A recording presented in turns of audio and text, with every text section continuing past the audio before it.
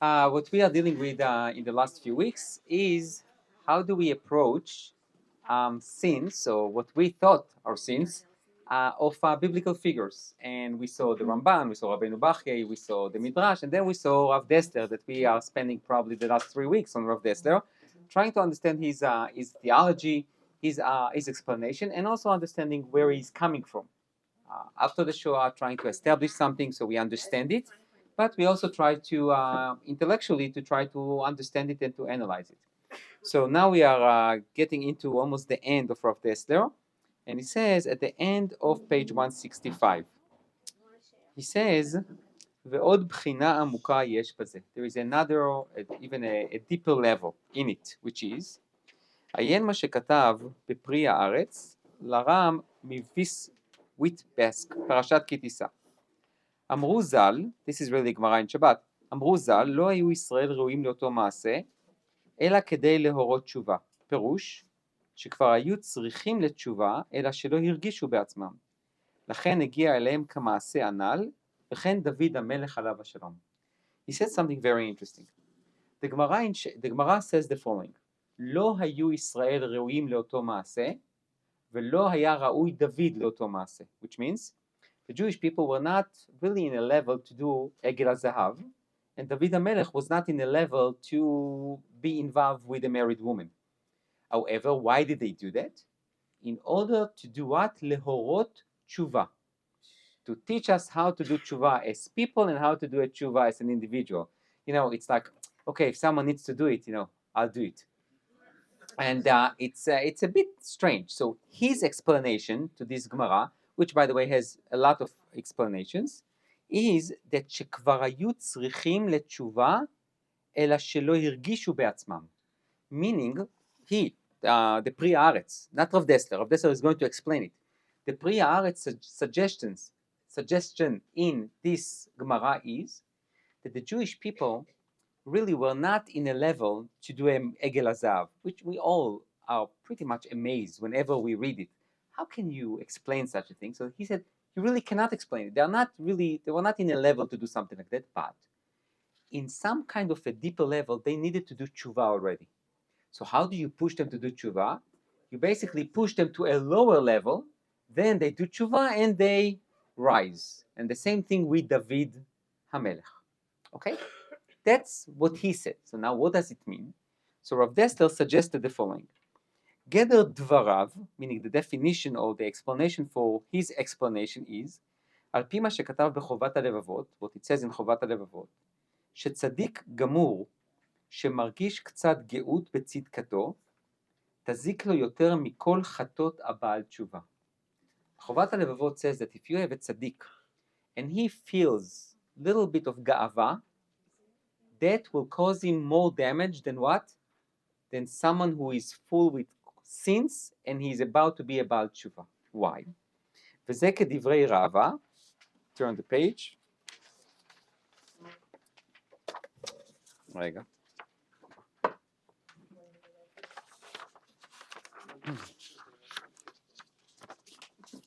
וזה כדברי רבא, ואם הגביע עצמו, הקדוש ברוך הוא משפילו, שנאמר הוא מבמות הגיא. It says, the Gemara says in Nedarim,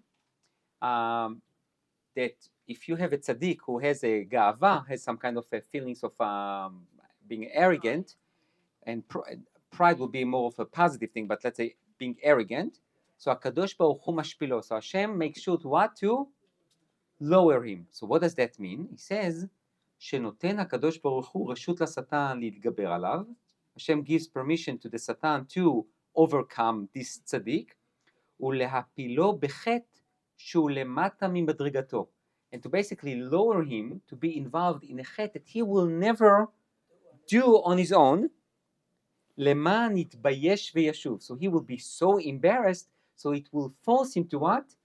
To do tshuva. So this is really not his chet. Yes? You are really nice. You should be a diplomat. You look at that and you say to yourself, "Rega, ma, this is something that we need to explain." You look at that and basically you take his free will, you set him up to fail, so he will do tshuva on a chet that he was not really supposed to do. You force him to do, so he will do tshuva on everything, including what he needed to do and on things that he did not need to do. And you know what? You somewhat take a risk, because let's say David HaMelech or the nation of Israel will not do tshuva. So then what?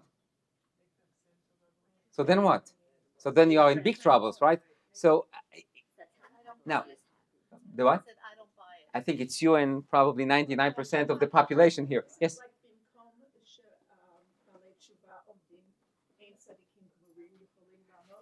So that's maybe the other side of the coin, but here you are taking a tzaddik who, let's say he is a little bit pompous, okay? He's a little arrogant. What do? I cause him to commit a sin that it's really lower than his level, so he will be so embarrassed, so he will do tshuva also on, just send him a little sign, hey, you're a little too arrogant, okay? And that's it. Why David HaMelech had to be embarrassed in such a way that, until the day of his death, people still badmouth him, and the only sign that God forgave him was when? You remember that midrash? שאו שערים ראשיכם וינשאו פתחי עולם? The midrash says that David HaMelech, that Shlomo HaMelech, when he wanted to dedicate the Bet HaMikdash, the gates will not open until he says, Ba'avur David avdecha al tashev pnei meshichecha, what we say every time we bring the Torah back, which means please, in the merit of David, please open up those gates, and the gates open. And then everyone knew shemachalo Hashem aloto avon, that Hashem erased his sin. So it was a terrible embarrassment. So, but even if you say that David was a little, little Baal Gaive or whatever it was, okay. Well, he continues. וממילא תתבטל גאוותו גם כן. וכן מצינו במעשה העגל, שהורידו מעצמם אדיים מעליהם, ולא שתו איש אדיו עליו, הרי שבאו להרגשה עמוקה של שפלות עצמם. Which means if you look at חטא העגל, you see that the Torah says that והסירו את אדיים. אדיים is a jewelry. It's a jewel. So they removed the jewels that they received on Mount Sinai. So because they felt so embarrassed, how can I wear this beautiful divine jewel when I just dance with a calf, right? Now, he wants to say that this is what Hashem wanted them to do, meaning to feel so embarrassed, so they will do tshuva. Now, I'm not sure. Okay, you know what? I think you know my opinion, so I don't think it will be fair. You know what? Let's see David HaMelech, and then we're going to analyze it. I don't want to give you my thoughts yet. וכן בחטא דוד המלך עליו שלום, and the same thing with דוד המלך, עיין בגמרא בסנהדרין, so the Gemara in Sanhedrin says, בק"ז, מפני מה אין אומרים אלוקי דוד, את לא מיניסת לי בחנני השם ונשני עיין שם. There is a story in Gemara in Sanhedrin that basically David HaMelech says to Hashem, it's not fair. Why do they say only Elokei Avraham, Elokei Yitzchak, Elokei Yaakov? They should say also Elokei David. So Hashem says to David, with all due respect, all the forefathers were tested. Avraham was tested, Yitzchak was tested, Yaakov was tested, and only after they proved themselves, so I could say Elokei Avraham, Elokei Yitzchak, Elokei Yaakov. So David HaMelech says what? Test me. Okay, go ahead, test me, and you will see that everything will go well. And then we can say Elokei David. In a way, David exposed himself to what? To a test. And then David HaMelech says, Bechaneni Hashem v'naseni. Test me, put me on a trial and see. So, ובזה כבר הייתה נקודה דקה כחוט השערה של הגדלת עצמו על פי הערכת משפטו יתברך, ועל ידי זה ניתנה רשות לשטן. So, Rav Dessler found the weak point in David HaMelech. When David HaMelech says to Hashem, test me, it's some kind of a reflection of what? Self-confidence. Like, try me, you will see, I can do that. Like Avraham, Yitzchak, and Yaakov. You're like comparing yourself to Avraham, Yitzchak, and Yaakov. So Hashem saw that there is a problem of ga'ava. So what did he do? He definitely embarrassed David HaMelech in a terrible way. Now, I don't know why Rav Dessler needs to go there. In a way, I totally disagree with this analysis, but I would find a different pasuk in Tanakh. How this entire story of Bathsheba began, do you remember? He saw her. No? Yeah, he saw her, right, but how does it start? Vayi litkufat hashana, which means, and almost all the Mefarshim says, this is the time that the king should be with his troops, not to be home. David HaMelech felt that everything is great. He has those generals, they can do their war, and he can enjoy being a king. So then he what? He started walking, and then he saw her, and that's how everything started, which means he was not occupied with doing things for Am Yisrael. He will start looking at himself. And then, Batala mevi'a lidei zima. Nothing to do, cause you to do other things that are not exactly that positive. So I would just say that what Rav Dessler brings this pasuk, I was a little surprised. But also, even if you say that David HaMelech, I can look at what David HaMelech said, not in an arrogant way, exactly the opposite. He wants to be what? Part of the Shloshet Avot. Okay? This is not necessarily out of Ga'ava. He wants what? He's the symbol of what? Of Malchut. So, Malchut should be there. Look, we put Malchut where? In Birkat Hamazon. Right? We daven for David Avdecha Meshichecha almost every day. So it's not that far-fetched to put Elokei Avraham, Elokei Yitzchak, Elokei Yaakov, Elokei David. Okay? He's also part of the Ushpizin. I mean, it's not that David came from nowhere. And David HaMelech says, why not test me? By the way, what's the difference between that and the Midrash that Rav Dessler totally ignores? And I understand you can take whatever Midrash you want, but one of the Midrashim that talks about the Akedah, it says, Vayi achar advarim haele, and it happens after these things. What are these things? So we have many midrashim, but one of them is that Ishmael says to Yitzchak, who are you? I circumcised myself when I was 13. I could tell my father, you are 86 years old, you can do whatever you want. Or you're really 99 years old, really, you can do whatever you want. I'm not circumcising myself when I'm 13, but I did it because my father told me. What did you do? So Yitzchak says, if God would ask me to sacrifice my entire being, I would be willing to do it. That's a midrash that Rashi brings, the second midrash, which means Yitzchak basically says to God, what? Test me. So, what's the difference between Yitzchak and David HaMelech? Which means to be asked to be tested is not necessarily because of what? Because of Ga'ava. It's sometimes to prove a point. So I don't necessarily need to see the way of Dessler interpret this Gemara in that way. So, however, he continues and he says, Amar David lifnei HaKadosh Baruch Hu, Galia v'yedia kamach, so it's known to you, de'ibaya lemichpaya liyitzri havi kaifna. Meaning, if I wanted to overcome my inclination, I was able to do it. So why I didn't? Ela de'amina delolemu avda zaki lemare. This is a difficult midrash. David HaMelech says to Hashem, I was able to overcome my inclination to be with Bathsheba, but I didn't do it. Why? Because if I will, people would say what? The servant, me, won the master, Hashem. Because you thought I will fail, and I proved you wrong. So it will not look nice, so I decided to fail. Look, I'm just quoting. I didn't say a word. Okay? I just quote what the Midrash says. This is not even Rav Dessler, that's what the Midrash says. So then he says, וקשה לפרש, משום שלא יתגאה בחר בחטא. Even Rav Dessler looks at that and says, רגע. So he says, I don't want to be arrogant, so that's why I'm going to commit a sin with a married woman. קצת מסובך. Okay? So he says, דרחוק שיהיה מותר בחי גבנה, אבל יותר נראה שאמר דוד, שהוא סובר דמשום הכי הגביר הקדוש ברוך הוא את יצרו, למען ישוב גם מגאווה ולא יישאר בחטא טמון של הגדלת עצמו. Which means David HaMelech says to Hashem, I know that I was able to overcome it, but what did you do? You increased the desire of the evil inclination to an extent that I could not overcome it anymore, and that's how I failed. But that's called what? Mishchak Machur. What is Mishchak Machur? It's already fixed, which means David HaMelech really had no chance to overcome it. That's not fair. That's taking his free will. And then he says, ואלמלא צורך זה הוא במדרגתו האמיתית היה גובר על יצרו ורק זה גרם לו. Basically, what Rav Dessler wants to say is that you really think that David HaMelech will sleep with a married woman, safek eshet ish, with the get, without the get, it will never cross his mind. Why did he do that? Because it was his fault. Why was it his fault? He asked for it.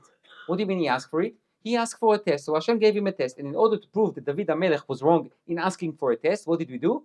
We increased the evil inclination. Okay, we didn't take his free choice, but in a way, he didn't have a free choice. He was not able to overcome it. It's like almost like David against Goliath when you are not really David and you are not really Goliath. Okay, so the idea is that you have no way to overcome it. And then there was a proof to David HaMelech. What? Not only that you are not like Avraham, Yitzchak, and Yaakov, you also need to work on your own midot and to be a little bit more humble.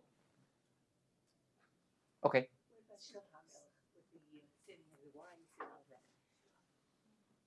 Did Hashem test him, or is he testing himself? He said, I can... אני הרבה ולא אסור. Right. So I gave a shiur on that last week, ממש, on Shlomo HaMelech, and I called it הציפיות, the expectations, והאכזבות, and the disappointments. And more expectations you have, obviously more disappointments you have. And one of the ideas of that shiur was that Shlomo HaMelech is basically the symbol of this modern, sophisticated person who says, I can take care of it. I don't need to worry about those restrictions, especially rabbinic restrictions or whatever. I can deal with it. And Shlomo HaMelech basically proved what? That you couldn't. And that was the idea of Shlomo HaMelech. Even though Hashem loved him even after he took Bat Paro. You don't see that any Navi comes along and chastises him for taking what? Bat Paro, and then all the women that basically deviated his heart to do Avodah Zarah. That's what the Tanakh says.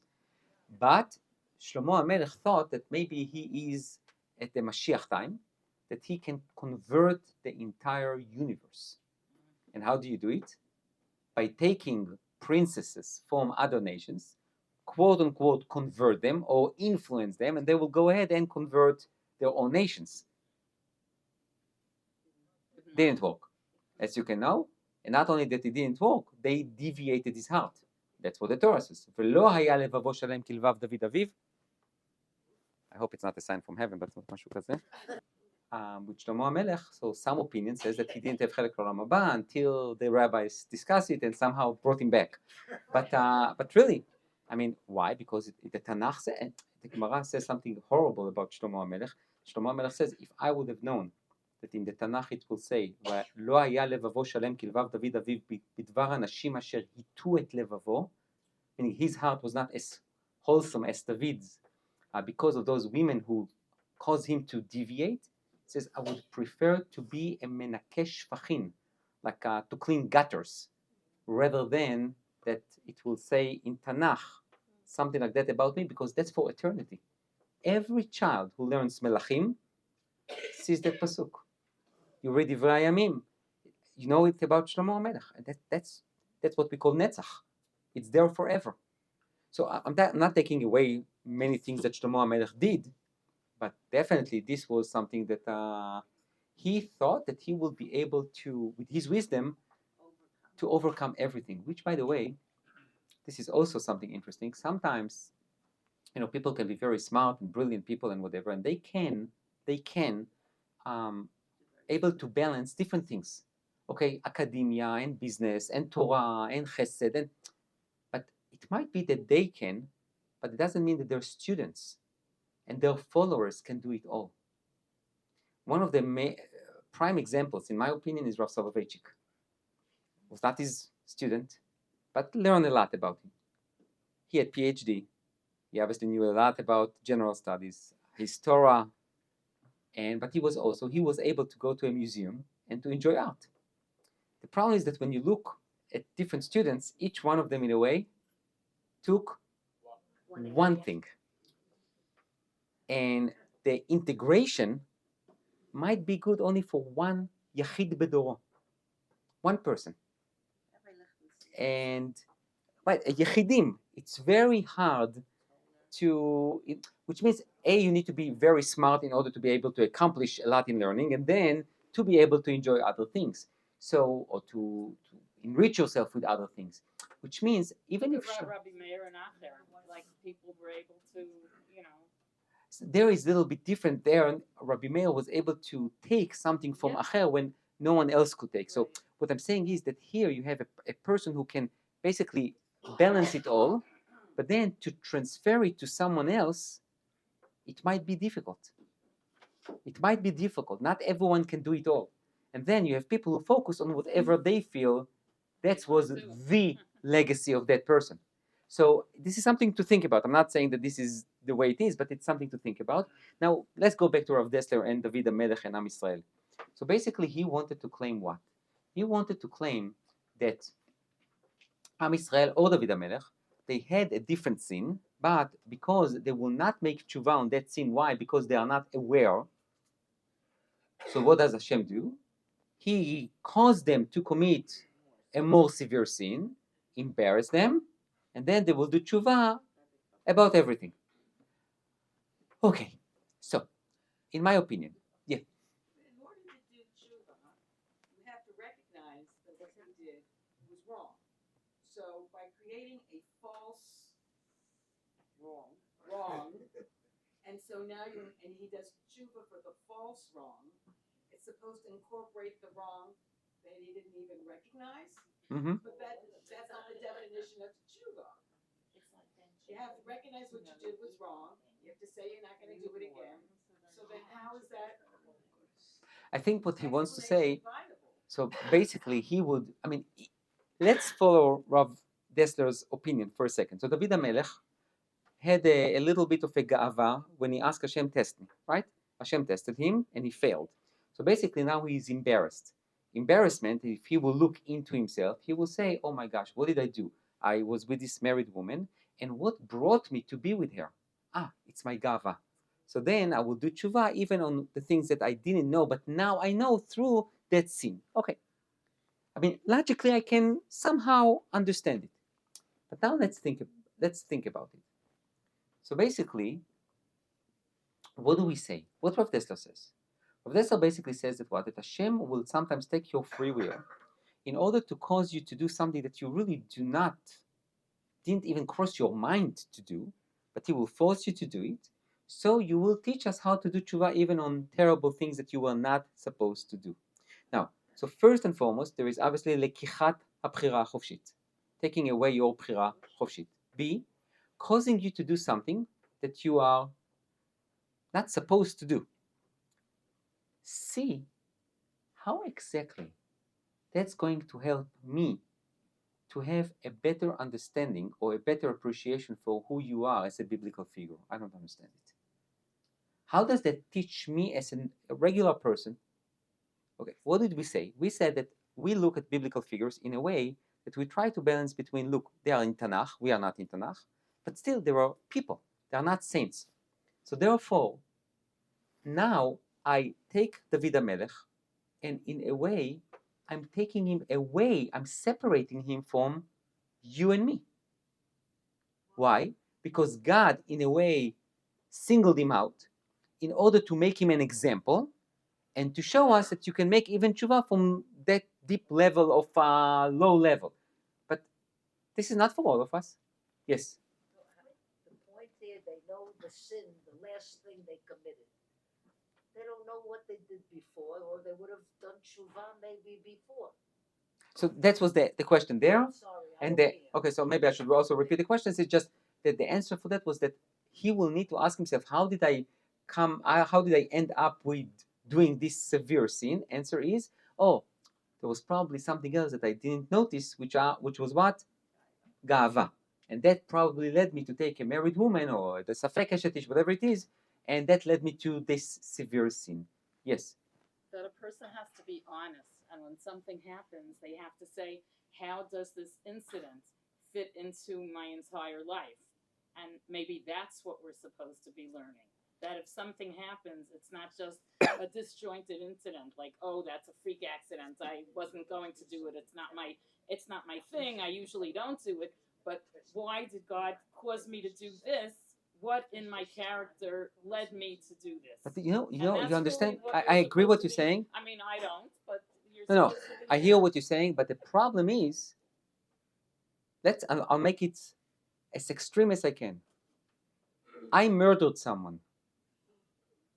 Okay, I'm not a murderer. So now, But yeah, there's always the first time. But I'm talking about before becoming a serial killer, okay? The first one, okay? When you kill the first guy, you murder this first guy. Should I say to myself, why did God push me to murder him?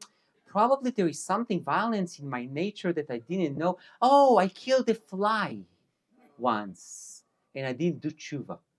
Obviously, it's a drama, okay? So, one sec. So the thing is, if we go with this logic, you can go to different extremes and different scenarios which will not make too much sense. Okay, 1, 2, and I think there is a 3. Okay, so 1 second. Yes, 1. Maybe it's just a way of talking. Basically, the big sin is gava. It will bring you to all kinds of things.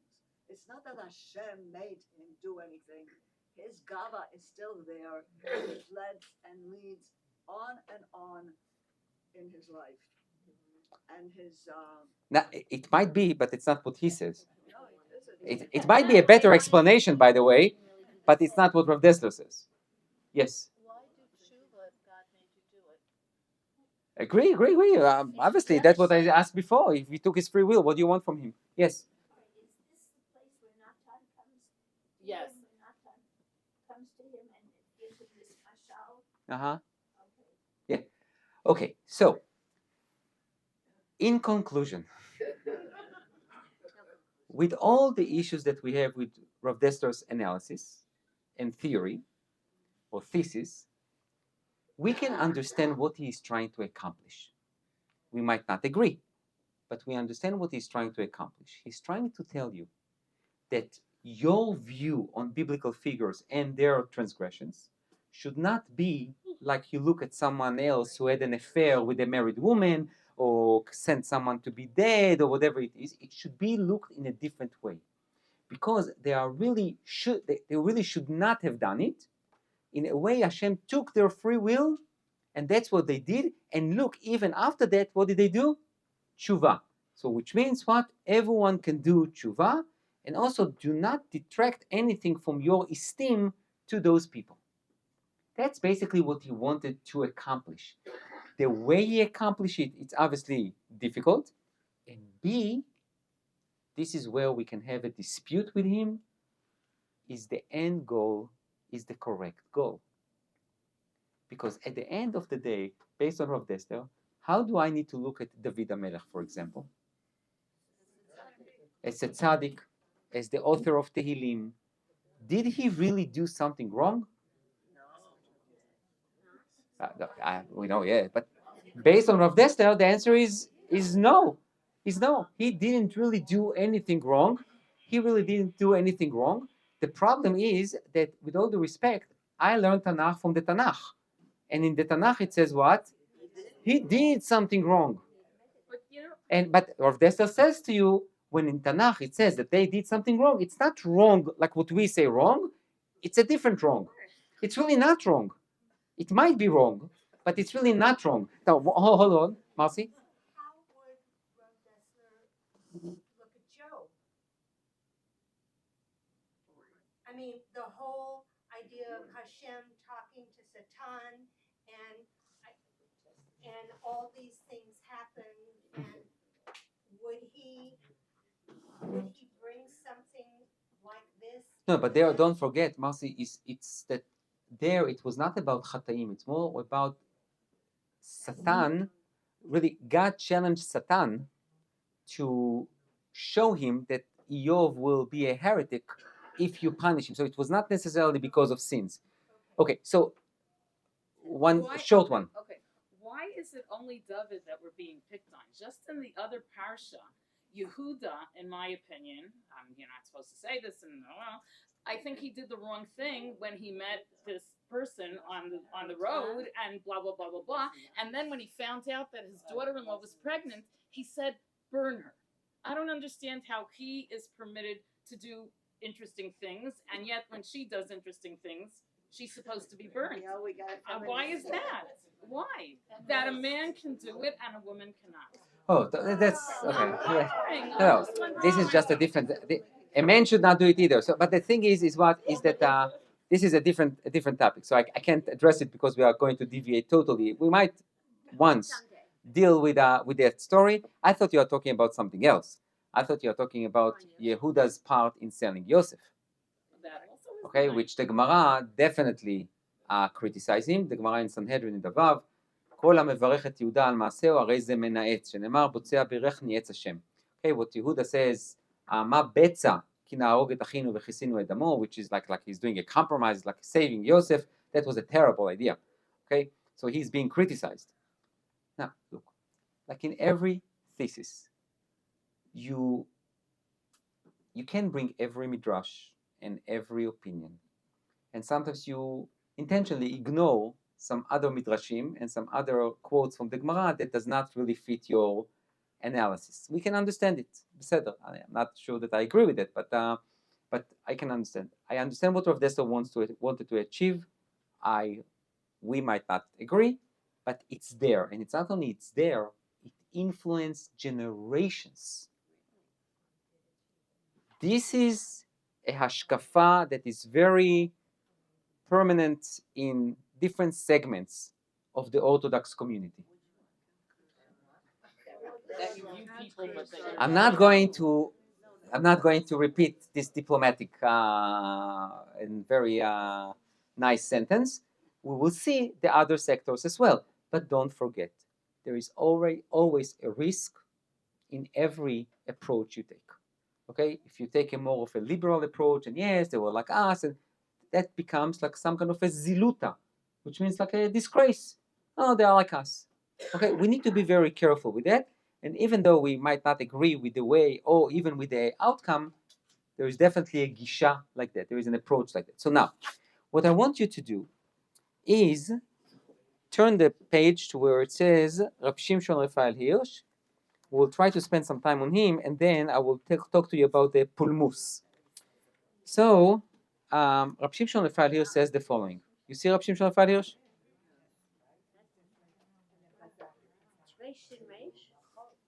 Oh, Hirsch. Yeah, Rasham Hirsch. Yeah. Do you have it? Okay. So, you know what? We're not going to read. I'm just going to tell you what he said, and then I want you to look at Rav Aviner and okay. This is just like a little bit of a side note. Do you remember? It was really like 5 weeks ago. We spoke about Abraham going to Mitzrayim and doing two things that the Ramban Nachmanides says was wrong.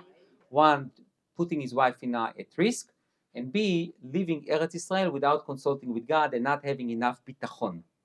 So Rav Shimshon Raphael Hirsch brings that Ramban, and he says he's right. You can criticize the biblical figures. This is not the issue. He says, but then he gave a different explanation to why Abraham did it. A little bit of a long description. What I want you to do, I'm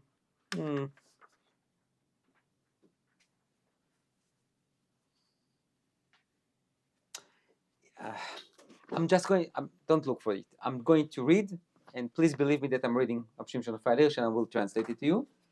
אין התורה מעלימה את השגיאות, השגגות והחולשות של גדולי ישראל. If someone wants to follow it, it's in the middle of the paragraph, and it starts with אין התורה.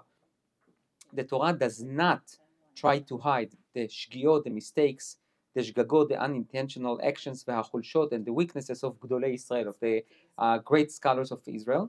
דווקא על ידי כך היא מטביעה על סיפוריה את חותם האמת. דווקא. Because the Torah revealed their weaknesses, that shows the authenticity of the Torah. אולם, לאמיתו של דבר, ידיעת חטאם של גדולי ישראל איננה מנמיכה את דמותם. He says, truthfully, when you know that the scholars and the great people of Am Israel committed sins, it does not degrade their status, אלא להפך, exactly the opposite. דמותם גדולה ומאלפת. בעצם החטא שחטאו. אילו הזהירו כולם כזוהר הרקיע ללא רבב ושמץ פגם, if all of them shined like stars,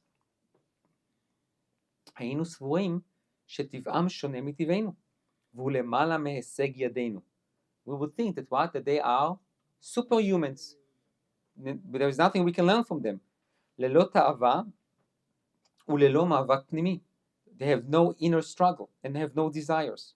היו מידותיהם הטובות רק תוצאה מטבעם הנעלה. Which means their good attributes was only a result of what? Of their good nature. But they are not like us. לא בזכותם קנו את מידותיהם, ואין הם יכולים להיות לנו למופת. So then he takes an example. תור לדוגמה את מידת הענווה של משה. Take an example, the מידה of humility that Moshe Rabbeinu had. אלמלא ידענו שהוא עלול גם לכעוס, היינו סוברים שמידת הענווה טבועה בו מלידה, ולא לנו ללמוד ממנה. רק בשעה שאמר שימון האמורים, הרי במקום שנמצא את ענוותנותו, שם נמצא את גדולתו. Which means, if I'll tell you that Moshe Rabbeinu was the most humble person on earth, and I don't know anything about Moshe, what would you say? Okay, he was the most humble person on earth. Why? Maybe he had nothing to be proud of. Okay, that's one. B, maybe he was just such a good nature that he was so humble. But when you have another story that says that Moshe can get angry, Shimun Amorim, which means he also had an inclination to what? To be angry. And at the same time, you tell me that he is the most humble person. Now I can understand that what? That he was able to possess that attribute only after what? Working on himself. If I tell you someone who cannot read and accomplish nothing in his or her life, and I tell you that he's the most humble person, what would you tell me? He has nothing should be proud of, right? So, but if I tell you, this guy, first in his class, the most successful person, retired at the age of 32, has beautiful family, a scholar, incredible Baal Chesed, and he's so humble, what would you say? Wow. Good for him. You see the difference? Which means I need to know that you work hard in order to possess that attribute. Says Rab Shimshon Raphael Hirsch, and this is where you don't see it with Rav Dessler. You need to tell me that they had to struggle. You need to tell me that they are like us. In terms of what? Not that they are like us with our meshigas. I'm talking about like us, meaning they are wired exactly like us. The only thing that differentiates between us and them, and this is why they are in Tanakh, what? That they were able to overcome it. Yes. The previous shiur that Rav Golding gave, he pointed out that the reason at the beginning of the story about Moshe and Aaron, that it doesn't give their names and it doesn't state their genealogy, was to show that they were ordinary people. Oh, I mean, you have. That fits in with Yeah, sure. And also, that's why the Torah also says who were the parents, the siblings, everything, in order to show they are human beings. They are exactly like us. They are not. They didn't came from a different planet. Okay, they are here. Yes. So is Rav Dessler basically saying that David HaMelech is like a tzaddik gamor and he's not like us? He's totally like one of the bright stars, and we cannot aspire to anything like David HaMelech. Yeah, I don't think that. Yeah. I think his goal was not that you will have any aspirations to be like them. It was that you will have no negative thoughts on them. Okay, but then there are no lessons to be learned from them. Nachon. That's the downside of what you tell me. If you tell me that they are superhumans and they have different nature, so it's nice to know, but it's nothing to do with me. I'm not like them. If you tell me that they are like me and they were able to become better, this is something interesting. So now, that's Rab Shimshon Raphael Hirsch. Now let's just start. There was a long debate, I'm talking about like maybe 20 years ago, between Rav Shlomo Aviner and Rav Amnon Bazak. One from the Gush, one for more of let's call it Yeshivat Haramor, Merkaz, and things like that. So this is not Haredi versus modern Orthodox, that it's, let's say, in the modern Orthodox to some extent. And the question was, it was, as you see, Pulmus Limud HaTanach. But before that, we'll give an introduction, and then, I don't know, I think next week we have a class. I think so, yeah. Okay, good. So I'm just going to give first an introduction, and I will give you a suggestion. hold on to it. Take it home. Don't give it to anyone. Okay, I don't think you can get it back. And if you don't have it, we'll ask for more copies. But okay, so yeah, sure. Yeah, no, don't hold on and bring them back next week. So, just an introduction. The introduction is like that. There was a big you know what is a pulmus, right? Oh, a big debate regarding limud Tanakh. There is how to learn Tanakh. There was an incredible revolution here in Eretz Israel, in Medinat Israel, about limud Tanakh, led by, no question, Herzog. Yeshivat Agush, Herzog, learning Tanakh and learning it in depth, and not to quote Tanakh through Gemarot, okay? It became something incredible. Part of it, it's in my opinion, the connection to the land of Israel. You are here, Tanakh comes alive, mamash alive. In Chutz La'aretz, there is definitely a tremendous deficit in learning Tanakh. Okay, here, Baruch Hashem, here, Bechlelet, Herzog, the Gush, and all of them basically created a tremendous revolution. The challenge is, when you start learning Tanakh, what kind of glasses do you need to put? Do you want to put glasses like Rav Dessler, or you want to put glasses that analyze the biblical figures, created themes, and look at them as people, human beings, and what can you learn and what you cannot learn? Now, obviously, when you start opening this Pandora box, you definitely can have people who start saying things that are not exactly, some of it might not be appropriate, and some of them are borderline questionable. Yes? I quoted before, I'll just say it again, Rav Lichtenstein. Do you put the others on a ossified pedestal of petrified piety, or do you humanize them so that we can relate to them? Right. And there is, in between these two categories, you have a lot of gray area. That's A. B. When you open it up, and Tanakh, it's not quote unquote halacha. So what's the framework? In halacha, we have a framework. Okay, you can bring an opinion that does not really exist in halacha, but you can bring it and we can discuss it. And then you can reject it because you have a framework. In Tanakh, you can have different interpretations, different opinions, and I don't want to say it's free for all, but to some extent it's free for all. Okay, especially when you take Tanakh and you bring it to the entire population, and everyone brings his or her experience. Some of them can look at that as just poetry, okay, or can relate to some of the biblical figures, some of the modern challenges that we see here, and just basically copy paste to Tanakh times. So, as being vague as I can, basically that were the challenges in how do you view Tanakh.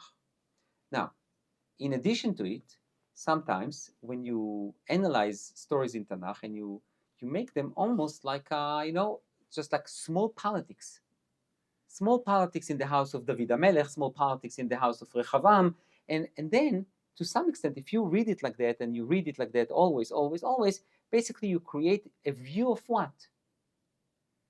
Tanakh is not Sefer Kodesh. It's not a holy book anymore. So, בכוונה, I re-emphasize the disadvantage or the challenge that you have when you read Tanakh and you look at them as, okay, they are like us. So, obviously, what do you need to try to do? To try to find what? The balance between it. And that was somewhat of the debate here. What should we encourage people to do in terms of learning Tanakh? Now, I don't know, I guess you remember when we learned about Shimshon here? I mean, just even one thing, and with that I will conclude. We spoke about his wives, the Plishtiot. And you remember there was a debate between the Mefarshim. Did he convert them or not? Now, if I hold like the opinion that says that he never converted them, how am I going to teach it to teenagers in a high school? The judge, Shimshon, got married with a non-Jewish woman.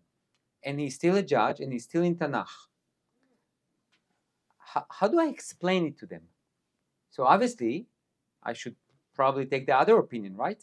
But is that intellectually honest? A, no. B, when they will reach high school, when they will reach college, and if they will need to take a Tanakh course, and the biblical critic, okay, will say many different things, but he also will bring the opinion that I, as a rabbi, try to hide from them, I might cause a problem.